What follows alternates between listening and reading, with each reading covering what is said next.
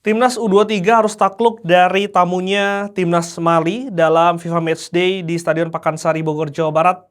Malam ini, tim asuhan dari Indra Syafri yang dipersiapkan untuk menyongsong SEA Games 2025 di Thailand harus takluk dengan skor 3-0. Kalau misalkan gue lihat, gol-golnya memang ini murni kualitas dari tim lawan, tim Mali, yang meskipun dari rataan usianya tim Mali ini masih berada di angka 19 tahun, berbeda dengan kita yang berada di angka 21 tahun, tapi memang kematangan permainan ini, fisik, skill ini memang berada di atas dari anak-anak asuh dari Indra Syafri, dan secara FIFA ranking juga kan mereka berada di peringkat 50 dunia, sedang kita masih ada di peringkat 120 dunia. Itu merupakan data statistik, tapi di dalam lapangan memang ada juga beberapa kesalahan dari para pemain.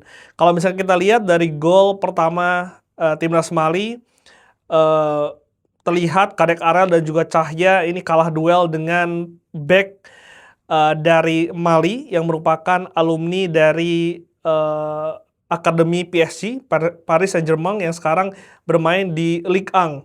Dan tadi kalau kita lihat Cahya ketika keluar seharusnya dia harus bisa memastikan bahwa bola tersebut berada di jangkauannya, tapi sayangnya kalah duel, kalah bola udara sehingga timnas Mali ini harus unggul 1-0 di menit awal.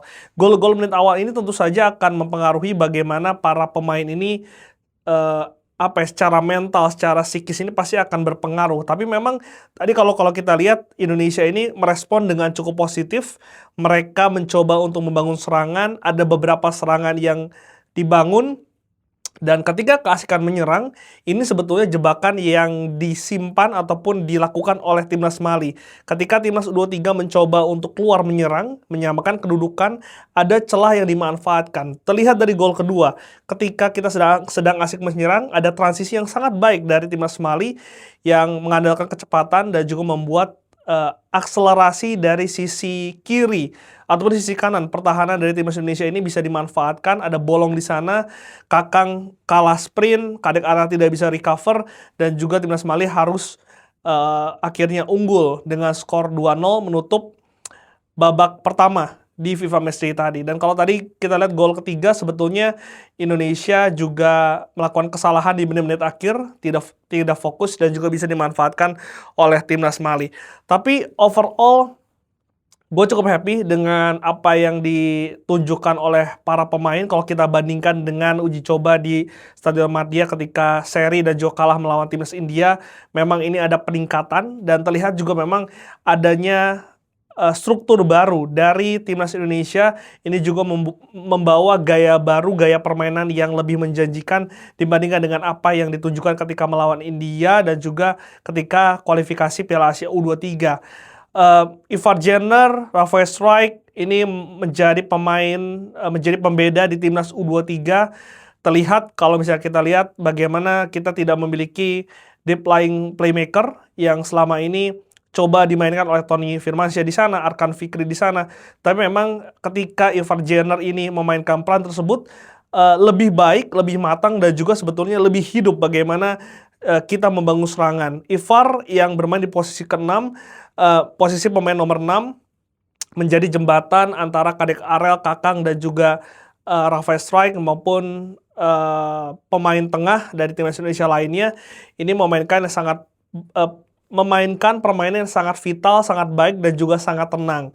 Dan gue happy-nya adalah Rafael Strijk meskipun memang belum bisa mencetak gol, tapi pergerakannya ini gue kangen Rafael Strijk yang seperti ini, seperti yang ia tunjukkan ketika Piala Asia U23 dulu, ketika kita nyaris lolos ke Olimpiade di mana ia memainkan peran free role. Kalau misalkan di timnas senior biasanya Marcelino yang memainkan peran tersebut. Dan tadi memang terlihat secara chemistry Strijk dan juga Ivar Jenner ini memainkan umpan 1-2 yang cukup berhasil dan juga beberapa kali sebetulnya berhasil mengancam.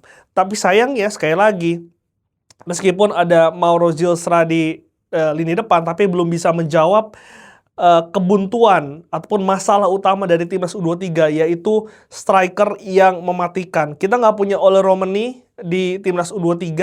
Kita tahu di AFF kemarin, di ketika melawan India kemarin, ketika Piala Asia kemarin, lini depan ini masih menjadi masalah. Belum ada pemain striker, pemain penyerang yang bisa diandalkan untuk bisa mencetak gol.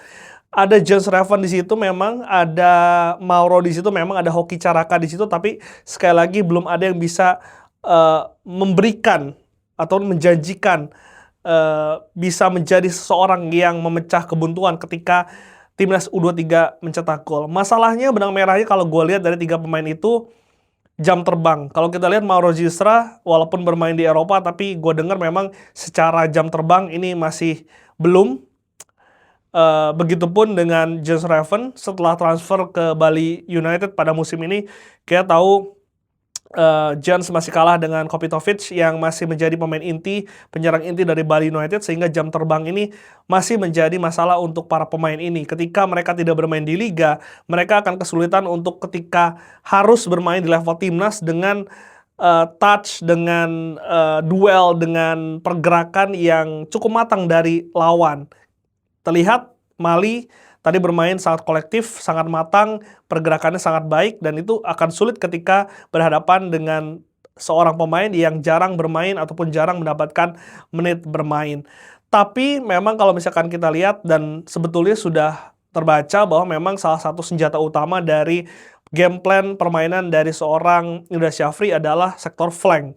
Dan tadi terlihat juga dari starting 11, Donitri yang biasanya bermain di back kiri ini digeser ke depan, ditopang oleh Frankie Misa yang lebih bertahan, dan kita lihat tadi sebetulnya di babak pertama ada 3 peluang yang semuanya ini berawal dari seorang Donitri. Ada satu tembakan yang sebetulnya secara decision sudah benar tapi bisa ditahan oleh kiper. Ada satu cutback yang masih kurang baik, dan tadi ada juga satu tendangan bebas yang juga masih melambung. Tapi memang sektor kiri masih menjadi tumpuan utama para pemain ketika menyerang. Overlap dari Frankie Misa juga beberapa kali sebetulnya ada peluang, tapi memang bagaimana kualitas umpan ini masih dipertanyakan. Bahkan tadi gue dengar Bung Rendra di komentator juga sempat mengomentari hal tersebut dengan bungkus, dan juga ada beberapa decision dari seorang Doni pun yang masih kurang tepat. Ketika seharusnya ia menyuplai bola kepada Maurice Isra, ada keputusan yang dia ambil untuk bisa menembak langsung. Dinilai kurang tepat, tapi masih ada waktu 1 bulan untuk bisa mematangkan. Dan tadi ketika ada di babak kedua, mungkin Coach Indra tahu bahwa sektor sayap ini tidak imbang. Serangan di sisi kiri sepanjang babak pertama dan juga fisik dari pemain tentu akan menjadi hambatan, sehingga ia memainkan ataupun menarik Arjuna dan juga dimasukkan flank baru di sebelah kanan, sehingga tadi sebetulnya ada satu peluang dari sayap kanan Indonesia yang sayangnya cutback-nya ini terbaca. Sepertinya tim lawan sudah mengetahui taktik tersebut. Ketika flank tersebut menggiring bola, berhasil lolos, pasti akan dilakukan cutback, sehingga itu bisa diantisipasi oleh 2 pemain sekaligus oleh Timnas Mali. Tentu ini variasi serangan ini yang menjadi masalah, dan juga diharapkan dengan adanya Rafael Strike nantinya akan ada variasi serangan baru dari lini tengah. Menarik untuk bisa dinantikan nanti pada hari Selasa akan ada pertandingan kedua melawan Mali lagi di Pakansari lagi. Mungkin akan dilakukan kerangka tim yang kedua, karena kita tahu sebetulnya kalau di belakang Cahya masih dipercaya sebagai penjaga gawang utama, lalu Kakang dan juga Kadek ini diduetkan. Sementara di tengah ini sebetulnya yang menarik, karena biasanya itu ada Arkan Fikri di situ, ada Tony Firmansyah di situ, ada Rehan Hanan di situ.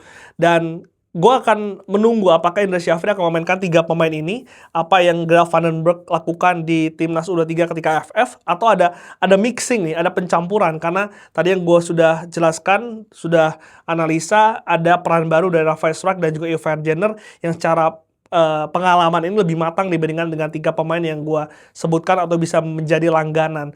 Jadi kita akan nantikan bagaimana formulasi yang akan disiapkan dan juga dicoba di uji coba terakhir Indra Syafri menjelang SEA Games di bulan Desember. Tentu Indra Syafri secara terbuka sudah mengharapkan ada beberapa pemain lagi yang bisa hadir, seperti Wibowo, ada juga Marcelino yang diusahakan bisa bergabung dengan para pemain. Dan tentu juga diharapkan Justin Hubner kalau misalkan bisa bermain selama SEA Games akan menjadi kekuatan yang begitu berpengaruh. Pengalamannya sangat dibutuhkan untuk lini belakang kita, karena Kita tahu kita akan bermain di Thailand, satu grup dengan Myanmar, Filipina, dan juga Singapura kalau nggak salah di grup C.